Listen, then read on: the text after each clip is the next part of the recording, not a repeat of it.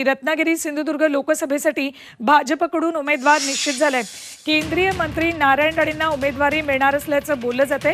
केंद्रीय नेतृत्वाकडून रत्नागिरी सिंधुदुर्ग लोकसभेसाठी नारायण राणेंना तयारीला लागण्याचे आदेश देण्यात आले।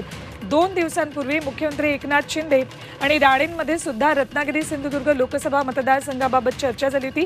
त्यामुळे पहिल्या यादीत रत्नागिरी सिंधुदुर्ग लोकसभा मतदारसंघातल्या उमेदवाराची घोषणा होण्याची दाट शक्यता आहे। थेट जाऊयात आमचे प्रतिनिधी गणेश कवडे यांच्याकडे।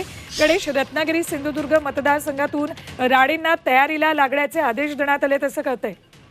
सुवर्ण, नक्कीच ज्या पद्धतीने राज्यसभेच्या निवडणुका झाल्या आणि या राज्यसभेच्या निवडणुकीमध्ये नारायण राणे खरं तर राज्यसभेवर होते, मात्र त्यांना आता लोकसभेला उतरवलं जाणार आहे आणि यासाठी रत्नागिरी सिंधुदुर्गातूनच उतरवलं जाईल, कारण की रत्नागिरी सिंधुदुर्गातून किरण सामंत जे उदय सामंत यांचे भाऊ बंधू आहेत यांना निवडणूक लढवायची होती खरं तर, आणि त्यासाठी त्यांनी देखील अमृत नोनी आर्थो प्लस, ये एक प्रूवन फॉर्मूला है। इसमें मौजूद नोनी फल के गुण और आयुर्वेदिक जड़ी बूटियां शरीर को जरूरी पोषक तत्व देने के साथ साथ हड्डियों और जोड़ों के घिसने, उनमें होने वाले सूजन और दर्द को रोकने में मदद करता है। दर्द मुक्त जीवन के लिए अमृत नोनी ऑर्थो प्लस। एक जोरदार फील्डिंग लावण्यात आली होती, मात्र राज्यसभेचे जे नारायण राणे उमेदवार होते आणि त्यांनाच आता कुठेतरी लोकसभेमध्ये रिंगणात उतरताना पाहायला मिळतात आणि यासाठीच त्यांनी मुख्यमंत्री एकनाथ शिंदे यांच्या बरोबर देखील चर्चा झालेली आहे आणि भाजपच्या केंद्रीय नेतृत्वाबरोबर देखील याची चर्चा झाल्याचं आहे ते सांगितलं जाते। त्यामुळे भाजपच्या पहिल्याच यादीमध्ये आहे ते कोकणामधली जी जागा आहे आणि या कोकणाच्या जागेमध्ये नारायण राणेंचं नाव निश्चित असताना दिसून येत आहे। ठीक, धन्यवाद गणेश या संपूर्ण माहितीसाठी।